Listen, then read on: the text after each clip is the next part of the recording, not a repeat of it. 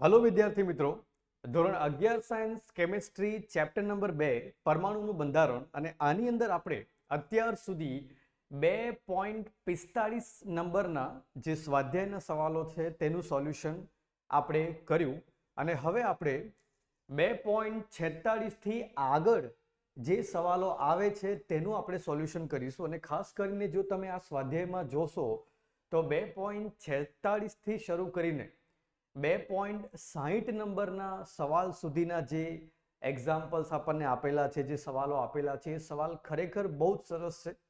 એને તમે board JE school exams જે છે એની દ્રષ્ટિએ પણ જુઓ તો પણ, અને તમારા ફંડામેન્ટલ વધારે ક્લિયર કરવાની દ્રષ્ટિએ જો જુઓ તો પણ આ સવાલ બહુ જ મહત્વના છે. એમાં મેથેમેટિકલ કેલ્ક્યુલેશન પણ બહુ સારી છે અને સવાલોનો કોન્સેપ્ટ પણ બહુ સારો છે.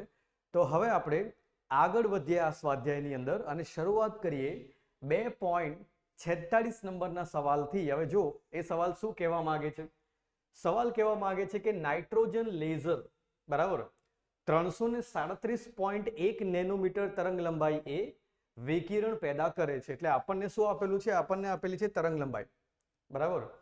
હવે જે તરંગ લંબાઈ આપેલી છે એને આપણે સૌથી પહેલા ડેટામાં અલગ કરી દઈશું. અહીંયા લખી દઈશું આપણે કે lambda is equal to 337.1 nanometre. એટલે તમારે લેવાનું 337.1 ઇન્ટુ 10⁻⁹ મીટર.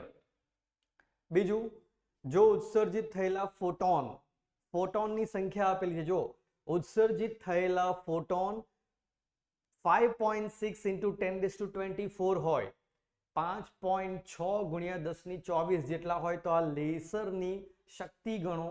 તો એના માટે જો અહીંયા લખવાનું ફોટોનની સંખ્યાને આપણે n કહીએ, 5.6 ઇન્ટુ 10⁻24 તો આ લેસરની શક્તિ ગણવાની છે. બહુ સિમ્પલ સવાલ છે. જો એક સૂત્ર લગાવો, E બરાબર NH ન્યુ બરાબર. આ જે છે શું છે? ફ્રીક્વન્સીનો જે સિમ્બોલ જે છે એને આપણે ન્યુ કહીએ છીએ. શું કહીએ છીએ? ન્યુ. NH ન્યુ લગાવવાથી આપણું કામ થઈ જશે. અને હવે જો સાંભળો, ફ્રીક્વન્સી નથી આપી, લેમ્બડા આપેલી છે, કશો વાંધો નહીં. તો કેવી રીતે થાય? જો ફ્રીક્વન્સી બરાબર C બાય લેમ્બડા ત્યાં મૂકશો એટલે આ ફોર્મ્યુલા કેવું બની જશે? N પછી H અને અહીંયા C બાય લેમ્બડા. એટલે આને જો આપણે લખવું હોય તો બધા જાણે જ છે એટલે આને આ રીતે લખું છું, NHC બાય લેમ્બડા. બસ હવે ખાલી એક જ કામ કરવાનું, બધાની શું કરવાની? વેલ્યુ મૂકી દેવાની. ફોટોનની ઉર્જા માટેનું આ સૂત્ર તમને કામ લાગશે. જો લખ્યું છે નહીં આગળ, આ લેસરની શક્તિ એટલે શું? લેસરમાંથી નીકળતા વિકિરણની ઉર્જા શક્તિ એ જ આપણે ગણવાની છે, એનો પાવર ગણવાનો છે. જો સાંભળો કેવી રીતે થશે? વેલ્યુ મૂકો, 5.6 ગુણ્યા 10⁻24 ગુણ્યા H બરાબર, H એટલે શું? પ્લાન્કનો અચળાંક, 6.626 ઇન્ટુ 10⁻34. C એટલે શું? પ્રકાશનો વેગ. તો ત્યાં આગળ શું આવશે? 3 ગુણ્યા 10⁸ અને એના છેદમાં લેમ્બડા એટલે 337, 337.1 ઇન્ટુ 10⁻⁹. બસ આ વેલ્યુ આપેલી છે. આનું આપણે સોલ્યુશન લાવીએ. જો ધ્યાનથી કેવી રીતે સોલ્યુશન કરવું એ પણ જોઈ લો. અહીંયા આગળ ઘાતનો સૌથી પહેલા બરાબર તમારે ઘાતનું સોલ્યુશન સૌથી પહેલા કરી દેવું. જો દાખલા તરીકે 10⁻24 અને આ છે -34 એટલે વધ્યા કેટલા? -10. -10 અને +8. જો -10 અને +8 કેટલા વધ્યા? -2. પછી આ -9 ઉપર જાય એટલે +9. +9 અને -2 એટલે 9 - 2 કેટલા વધ્યા? 7. એટલે ઘાત આ બધી જ આપણે કરી દઈએ તો કેટલી વધી? 10⁷ ઘાત વધી. અને હવે બાકી શું રહ્યું? તો કે બાકી ખાલી આટલું રહ્યું. ઉપર 5.6 ગુણ્યા 6.626 ઇન્ટુ 3 ડિવાઈડ બાય 337.1 આટલું બાકી રહ્યું બરાબર. અને પેલું તો 10⁷ ઘાત થઈ ગઈ. ઘાતનો બધો આપણે સોલ્યુશન પહેલા લાવી દીધું. હવે આનું સોલ્યુશન કરવા માટે શું કરવાનું? આનું સોલ્યુશન કરવા માટે આપણે કેલ્ક્યુલેટર યુઝ કરવાનું. જો ધ્યાનથી જો આપણે કેલ્ક્યુલેટરનો યુઝ કરીએ આની અંદર તો 5.6 ગુણ્યા 6.626 ગુણ્યા 3 ઇક્વલ ટુ કરો એના ભાગ્યા 337.1 કરો એટલે જવાબ આવશે 0.33021 0.33021 તો અહીંયા લખી દઉં છું 0.3302 અહીંયા સુધી લખું છું અને ગુણ્યા 10⁷ બરાબર. હવે તમને ખબર હોવી જોઈએ કે આપણે અહીંયા આગળ દશાંશ ચિહ્નને જમણી બાજુ ખસેડીએ. જો દશાંશ ચિહ્નને તમે કઈ બાજુ ખસેડશો? જમણી બાજુ જો ખસેડશો તો આ ઘાતમાં શું થવાનું? તમારે -1 થવાનું. ડાબી બાજુ ખસેડો તો શું થવાનું? ત્યાં આગળ +1 થવાનું. બરાબર, એટલે એ આપણે ભૂલવાનું નહીં. હવે આ આન્સર જો બુકના આન્સર પ્રમાણે ના આપેલો હોય તો આપણે શું કરવાનું? ખસેડવાનું. એટલે બુકમાં આપણે આન્સર એકવાર ટેલી કરી લઈએ. જો બુકનો આન્સર આવો જોઈએ 3.3 ગુણ્યા 10⁶ તો બરાબર છે. જો ધ્યાનથી શું કરું? ઘાતને એક દશાંશ આમ ખસેડી દઉં તો 3.302 ગુણ્યા દશાંશ ચિહ્ન આ બાજુ જમણી બાજુ ખસ્યો એટલે ઘાતમાં એક માઇનસ થશે એટલે અહીંયા આવશે 10⁶ અને શક્તિ ગણી છે એટલે શું આવવાની? જૂલ આવવાની છે. બરાબર, શું આવશે?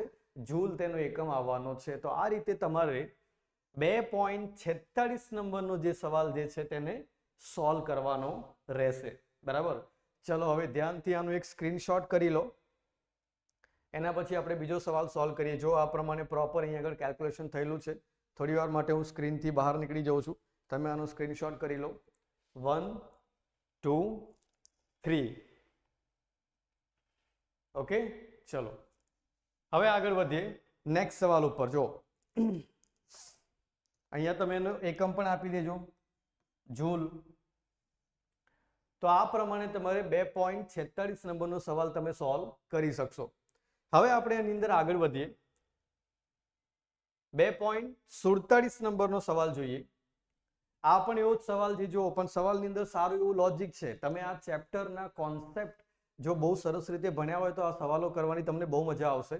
એનું કારણ તમને કહી દઉં કે આની અંદર એક પણ સવાલ એવો નથી જે સવાલનું જે કવરેજ જે છે એ થિયરીની અંદર ના થયો. થિયરીની અંદર આ વખતે એનસીઈઆરટી ની આપણી જે સ્ટ્રક્ચર ઓફ એટમ એટલે પરમાણુનું બંધારણ જે ચેપ્ટર જે છે એની થિયરી એટલી સરસ છે, બરાબર, કે જો એને જ સમજાવો ને તો આ બધા દાખલાઓ જે છે એને ગણવાની બહુ મજા આવે. બરાબર, એટલે જે છોકરાઓ આ સ્વાધ્યાયવાળો જે લેક્ચર ડાયરેક્ટ જોઈ રહ્યા હોય અને જેમને આ એક્સેલન્ટ એકેડમી યુટ્યુબ ચેનલ ઉપર આ વિડીયો લેક્ચર્સ ના જોયા હોય તો ખાસ પહેલાં એ બધા વિડીયો લેક્ચર્સ જોજો, જેમાં તમને થિયરી કન્સેપ્ટ ઇન ડેપ્થ સમજ પડે અને એના પછી તમે આ સ્વાધ્યાય સોલ્યુશન જો વધારે જોશો તો પરફેક્ટ સમજમાં આવશે. અને જે છોકરાઓ પહેલેથી આપણી ચેનલ ફોલો જ કરી રહ્યા છે અને ચેનલ સાથે જ શીખી રહ્યા છે એમને તો અત્યારે આ સ્વાધ્યાય સોલ્યુશન કરવાની બહુ જ મજા આવી રહી હશે. તો ચલો આગળ વધીએ. જો 2.47 નંબરનો જે સવાલ આપેલો છે તે કેવો છે કે નિયોન વાયુ સામાન્ય રીતે સાઇન બોર્ડમાં વપરાય. સાઇન બોર્ડ તમને ના ખબર હોય તો સમજાવી દઉં કે તમે આ રાતના સમયે જ્યારે બહાર નીકળતા હોય, બરાબર, ત્યારે તમે આજુબાજુ કેટલીક હોટેલ્સ હોય કે કોઈ દુકાન હોય આ બધી કે હોસ્પિટલ્સ હોય તો એના તમે મોટા શું જોતા હશો? બોર્ડ જોતા હશો. રાતના સમયે જે એલઈડી બોર્ડ લાગેલા હોય છે તે એમાં સામાન્ય રીતે શું વાપરવામાં આવે છે? નિયોન વાપરવામાં આવે છે. યાદ રાખજો.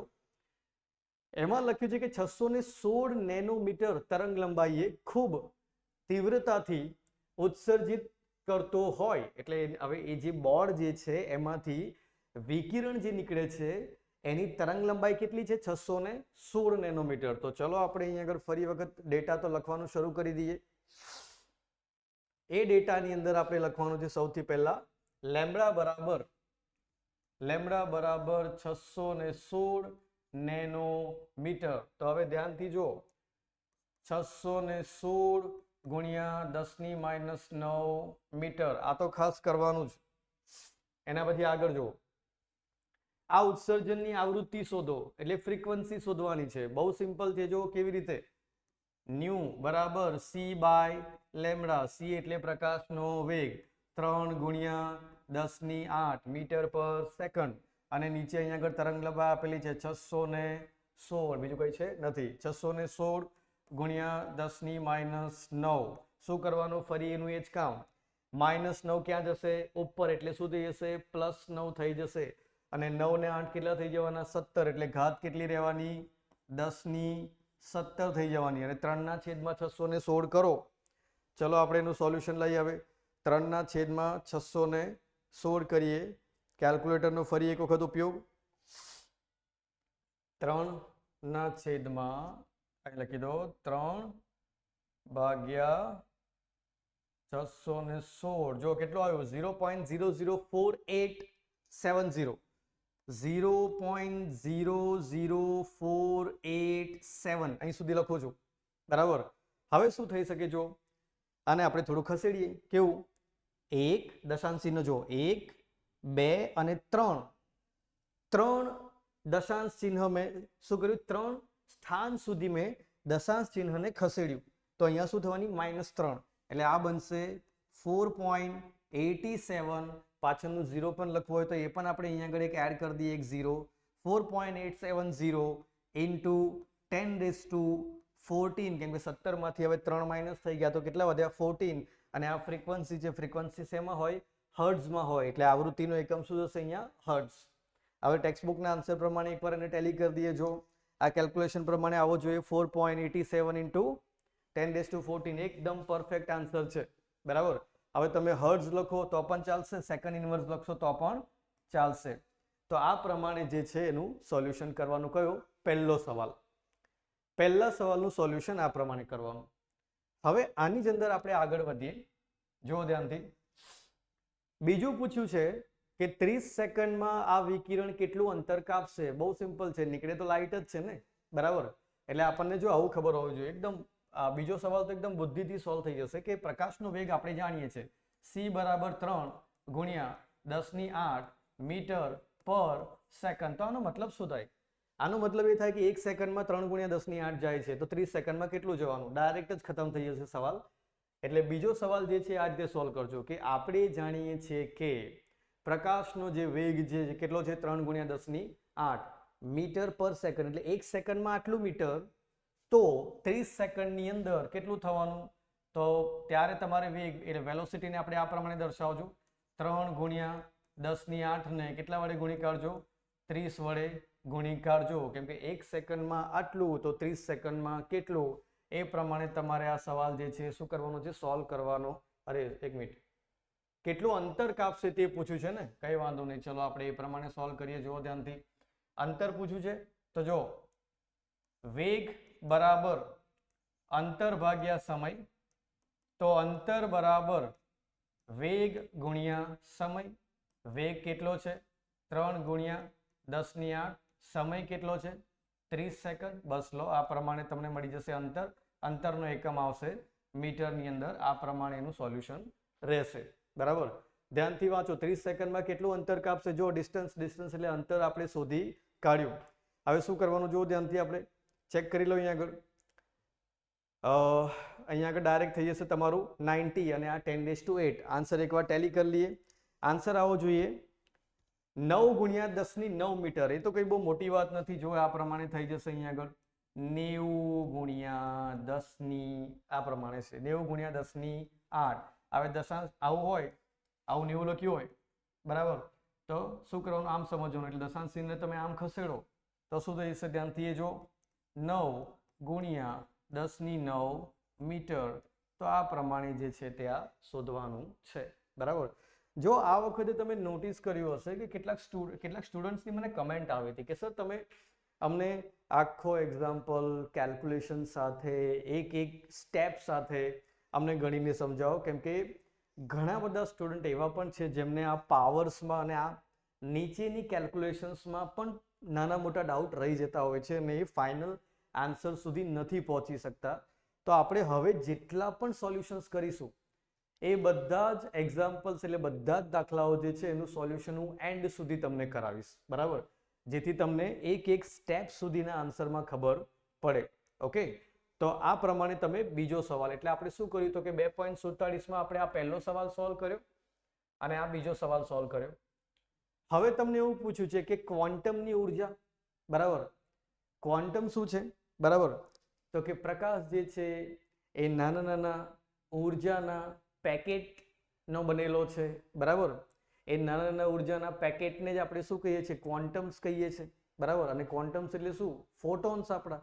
અહીંયા તમને પૂછ્યું છે કે ફોટોનની ઉર્જા કેટલી થશે, બરાબર. તો જો ધ્યાનથી એ ઉર્જા માટે શું કરીએ આપણે, ફોર્મ્યુલા છે E બરાબર hc/λ. તો લગાવી દો 6.626 ઇન્ટુ 10⁻34 અને ઇન્ટુ c એટલે 3 ગુણ્યા 10⁸ એના છેદમાં લેમડા, લેમડા કેટલી આપેલી છે 616 ગુણ્યા 10⁻9. જો સોલ્યુશન કેવી રીતે થાય, પહેલા તો આ જુઓ -9 ઉપર ગઈ +9, 9 ને 8 17, બરાબર. આ 34 માંથી 17, 17 દુ 34 થાય એટલે 34 માંથી 17 નીકળશે, 17 જ વધશે એટલે -17, કેમ કે 34 માં આગળ કયું સાઇન છે, માઇનસનું, એટલે કે અહીંયા આગળ આવશે ગુણ્યા 10⁻17 અને બાકીનું જે છે એનું સોલ્યુશન કરીએ 6.626, બરાબર. હવે જો અહીંયા છે ને એક સોલ્યુશન આપણે કરેલું છે, જો 3/616 કેટલું થાય ને આપણને ખબર છે, જો આટલું થાય, બરાબર, 0.00487, બરાબર. તો પછી આટલું જ બાકી રહ્યું.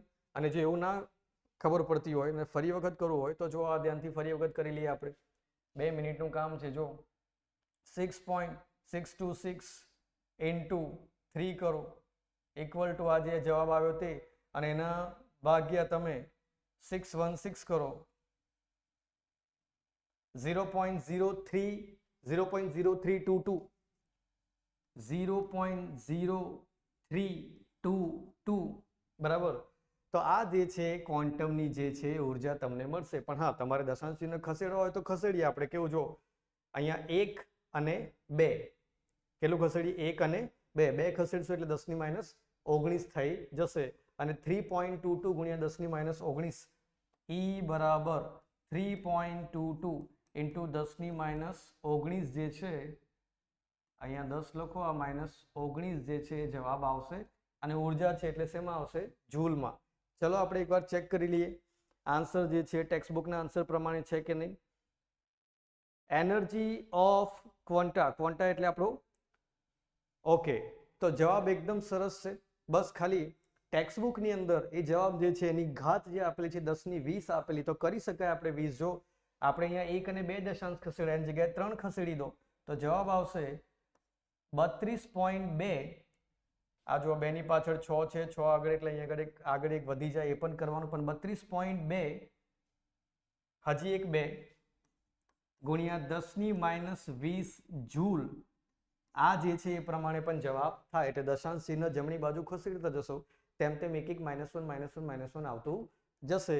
તો આ આપણે 3 સવાલ સોલ્વ કર્યા. જો ધ્યાનથી, સવાલ નંબર 1, સવાલ નંબર 2 અને સવાલ નંબર 3, 2.47 એટલે 2.47 ના 3 સવાલ જે છે એનો જવાબ આ પ્રમાણે બનશે. ટેક્સ્ટબુકની અંદર આનું સોલ્યુશન જે આપેલું છે બિલકુલ પરફેક્ટ પ્રમાણે આ થઈ રહ્યું છે. ઓકે, જોવા આ પ્રમાણે એની કેલ્ક્યુલેશન તમારે પૂરી કરવાની છે. હવે એની અંદર આપણે આગળ જોઈએ તો જો શું આપેલું છે, ક્વોન્ટમની સંખ્યા. જો ધ્યાનથી, ક્વોન્ટમની સંખ્યા એટલે શું, ફોટોનની સંખ્યા ગણવાની છે તમારે. યાદ રાખજો, આ ક્વોન્ટમની સંખ્યા જો 2 જૂલ ઉર્જા ઉત્પન્ન કરતું હોય તો, જો 2 જૂલ ઉર્જા ઉત્પન્ન કરતું હોય તો ફોટોન એ 2 જૂલ ઉર્જામાં કેટલા ફોટોન હશે.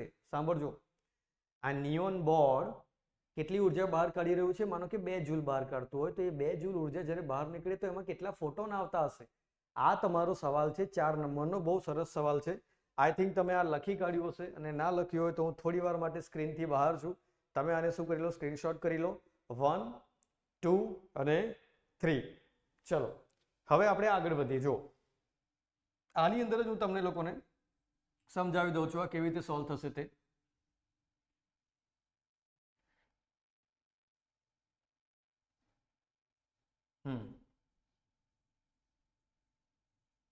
જો ધ્યાનથી શું કરવાનું, તો કે 2 જૂલ ઉર્જા એટલે કુલ ઉર્જા કેટલી છે, 2 જૂલ, બરાબર. તો હવે ધ્યાનથી જો, હમણાં જ મેં તમને સૂત્ર શીખવાડ્યું, E બરાબર એન એચ અને ન્યુ. જો આ ના હોય તો સૂત્ર કયું વપરાય? E બરાબર n h c by lambda. એમાં એન શું છે? ફોટોનની સંખ્યા, અને E ની જગ્યાએ શું મૂકવાનું? 2 જૂલ મૂકવાનું. તો હવે જુઓ ધ્યાનથી, અહીંયા મૂકું 2 જૂલ.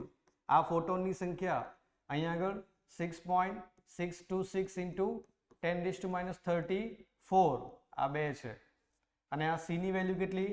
3 ગુણ્યા 10⁸. એના છેદમાં મારે અહીંયા આગળ તરંગ લંબાઈ કેટલી કરવાની છે? જો 616 ગુણ્યા 10⁻9. ફરી એક વખત -9 ઉપર ગયું, +9 થયું, 9 ને 8 17 થઈ ગયું, -34 માંથી એ નીકળી ગયું, કેટલું વધ્યું? -17 વધ્યું. બરાબર. એટલે અહીંયા અને સાથે સાથે જો આનો આન્સર આપણે ઓલરેડી કરેલો છે. કેટલો આવ્યો છે? જો ધ્યાનથી, આ 6.626 ઇન્ટુ 3 અને આનો આન્સર ઓલરેડી આપણે શું કરેલો છે? સોલ્વ કરેલો છે. એટલે આ આખાનો આન્સર જે આવ્યો છે એ આપણે લખી કાઢવાનો. જો ધ્યાનથી, અહીંયા આગળ 2 અને અહીંયા આગળ શું વધ્યું? ખાલી આ બધાનું સોલ્યુશન આપણે કેટલું કર્યું? n ગુણ્યા આ બધાનું સોલ્યુશન આપણે કર્યું છે 32.22 ગુણ્યા 10⁻20 આ કરેલું છે. હવે શું કરવાનું? આ આવશે નીચે. અહીંયા આ શું લખેલું છે? આ z નથી, આ શું છે? 2 છે. 2 આ 2 ની નીચે આવશે. જો ધ્યાનથી, આ જો ધ્યાનથી, પેલું આવશે નીચે. તો 2 ના છેદમાં 32.22 ગુણ્યા 10⁻20 બરાબર શું થવાનું? n થવાનું. આ -20 ઉપર જાય તો +20, એટલે એને તો છેડવાનું નહીં, એને એવું ને એવું જ રાખવાનું.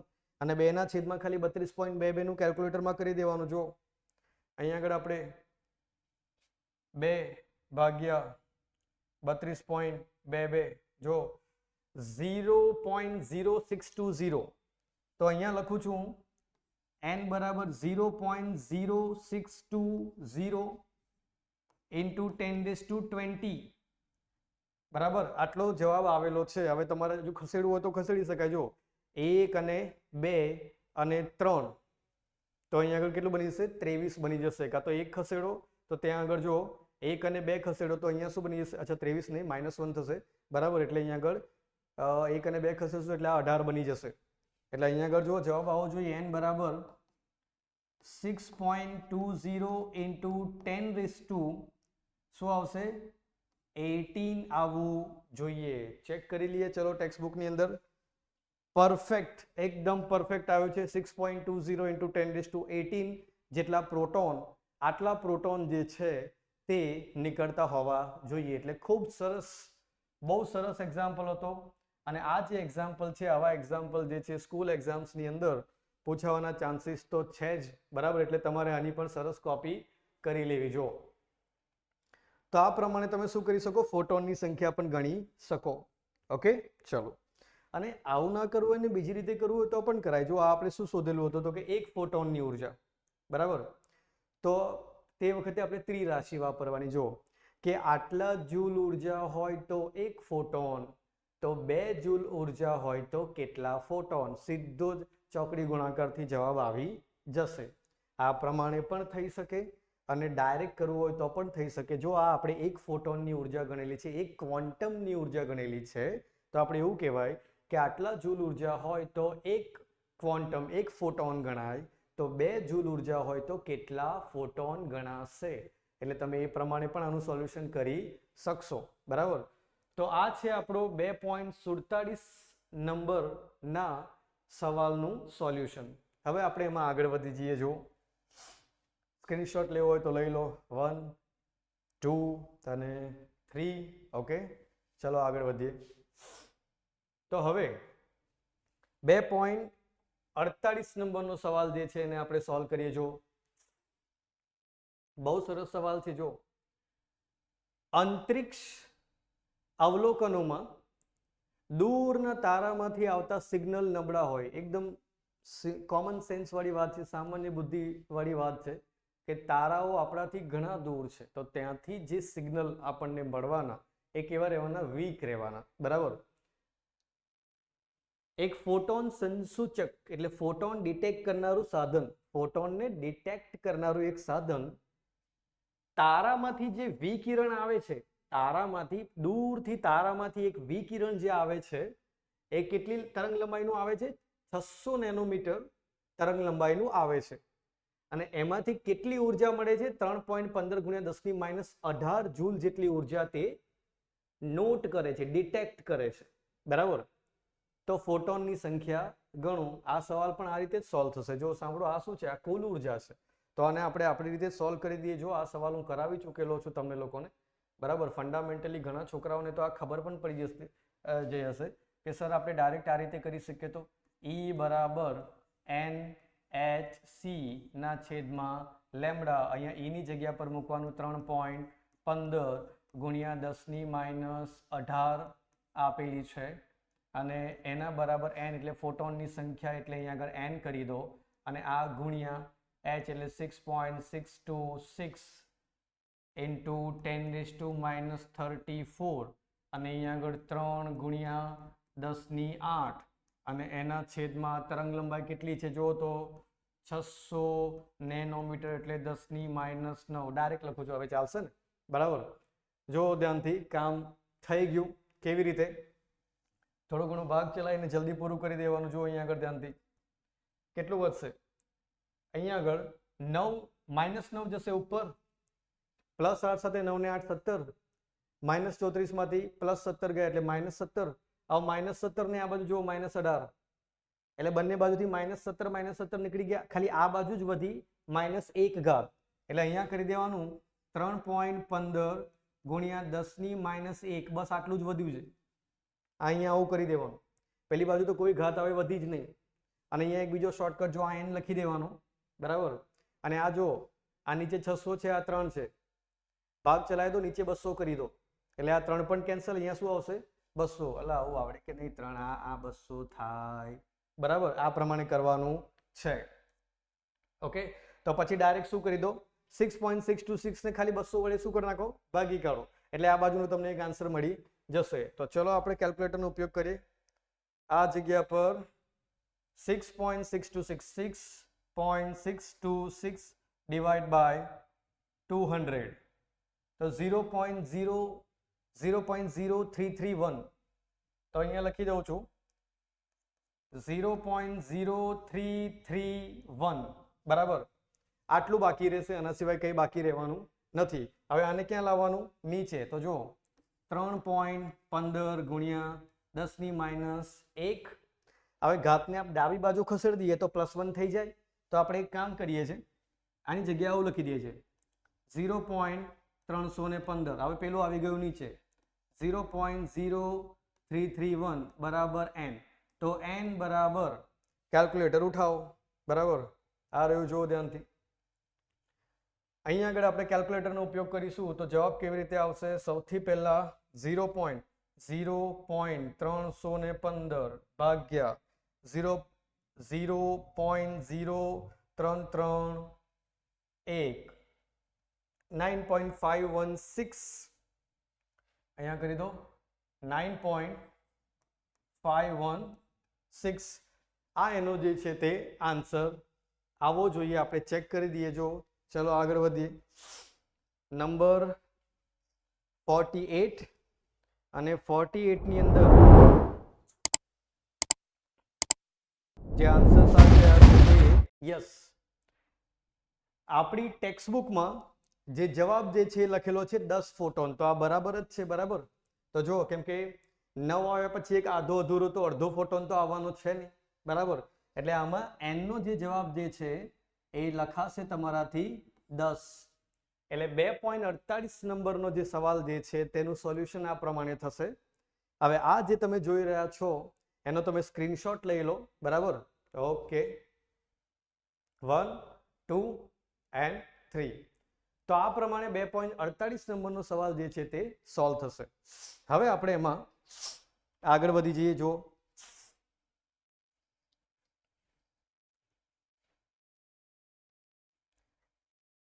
આગળ 2.49 નંબરનો સવાલ બહુ સરસ છે. જો ઉત્તેજિત અવસ્થામાં અણુઓનો આયુષ્ય સમય પલ્સ વિકિરણ સ્ત્રોતનો ઉપયોગ કરીને નેનોસેકન્ડના વિસ્તારમાં માપવામાં આવે છે. ધારો કે એક વિકિરણનો સ્ત્રોત 2 નેનોસેકન્ડનો હોય. હવે આનો મતલબ સમજો કે એક સોર્સ છે, એક સ્ત્રોત છે જેમાંથી વિકિરણ નીકળે છે, અને અહીંયા શું લખ્યું છે? એ સ્ત્રોત જે છે એ 2 નેનોસેકન્ડના અંતરાલમાં એક વિકિરણ કાઢે છે. એનો મતલબ શું? કે દર 2 નેનોસેકન્ડે એક વિકિરણ નીકળશે. જો લખ્યું છે, ધારો કે વિકિરણ સ્ત્રોત 2 નેનોસેકન્ડનો હોય, એટલે એક અંદરથી જે વિકિરણ નીકળે તે 2 નેનોસેકન્ડમાં નીકળે છે. આ સ્ત્રોત દરમિયાન ઉત્સર્જિત થતા ફોટોનની સંખ્યા શોધો. બહુ સરસ છે. જો લોજિક લગાવવાનું છે આ જગ્યા પર કે એક વિકિરણ 2 નેનોસેકન્ડમાં નીકળે છે.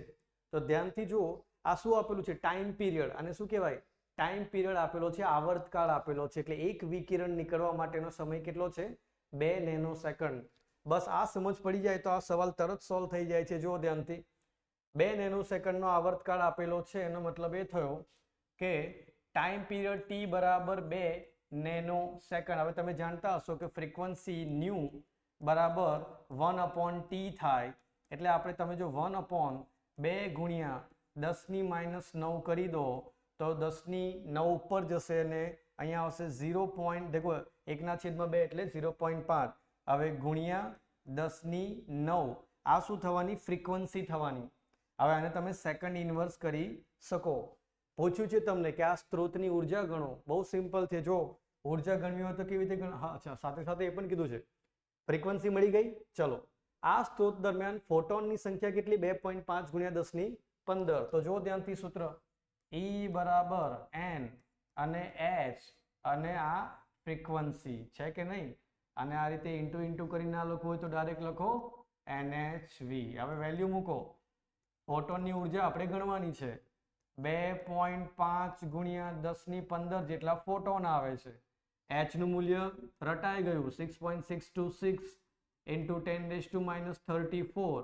અને અહીંયા આગળ ફ્રીક્વન્સી આપણે હમણાં તાજી શોધી છે. જો કંઈક કરવું છે આની અંદર છેડખાની, ચલો કરીએ. આ દશાંશ ચિહ્ન થોડુંક આગળ લઈ જઈએ. 5 ગુણ્યા 10⁸ કરીએ, સેકન્ડ ઇન્વર્સ કરી દઈએ. આવું રાખીએ. ચલો બરાબર, એક નંબર તો મળે આપણને. 5 ગુણ્યા 10⁸ કરીએ તો અહીંયા આગળ મૂકી દઉં છું 5 ગુણ્યા 10⁸. હવે જો અહીંયા શું થઈ રહ્યું છે તો કે પહેલા તો ઘાતનો પ્રોબ્લેમ સોલ્વ કરી દઈએ આપણે. 15 અને 8 બરાબર કેટલું થઈ જવાનું છે? 23 થવાનું છે. -34 + 23, -34 અને કેટલું રહેવાનું? +23. એટલે એ આપણે સોલ્વ કરી દઈએ એટલે એ બની જશે તમારી ઘાત -34 + 23. ઓકે, તો જો કેટલી થવાનું? 23, 7, 30 અને 4 એ 34 એટલે 11. એટલે અહીંયા આગળ જવાબ આવશે -11. અને હવે બાકી શું વધ્યું? જો 2.5, 6.626 ઇન્ટુ 5 આટલું બાકી વધ્યું. હવે ઉઠાવો કેલ્ક્યુલેટર. તો હવે આપણે કેલ્ક્યુલેટર ઉઠાવીશું તો તરત જ આપણે એનું સોલ્યુશન આ પ્રમાણે કરીશું. જુઓ ધ્યાનથી, 2.5 ગુણ્યા 6.626 આ પ્રમાણે હજી ગુણાકાર કરો. શું આવશે? 5. અને હવે ઇક્વલ ટુ કરો 82.825. તો અહીંયા આવશે 82.825 ઇન્ટુ 10⁻11 જૂલ, કેમ કે ઉર્જા શોધી રહ્યા છે. બરાબર. જો હવે આને આપણે ટેક્સ્ટબુકના આન્સર સાથે ટેલી કરીએ. ટેક્સ્ટબુકમાં એવું કીધું છે કે 8.28 કરો.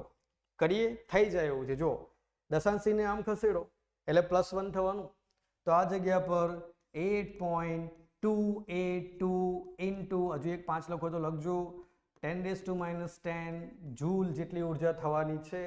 આ ટેક્સ્ટબુકનો પરફેક્ટ આન્સર છે. ચલો આને એક કામ કરી લો, આને તમારે સ્ક્રીનશોટ કરી લેવાનો છે. 1, ચલો હું આ બાજુ આવી જાઉં છું. આને તમે પ્રોપર સ્ક્રીનશોટ કરી લો. 1, 2 અને 3. ઓકે, તો આ પ્રમાણે તમારે 2.49 નંબરનો જે સવાલ જે છે તે સોલ્વ કરવાનો છે.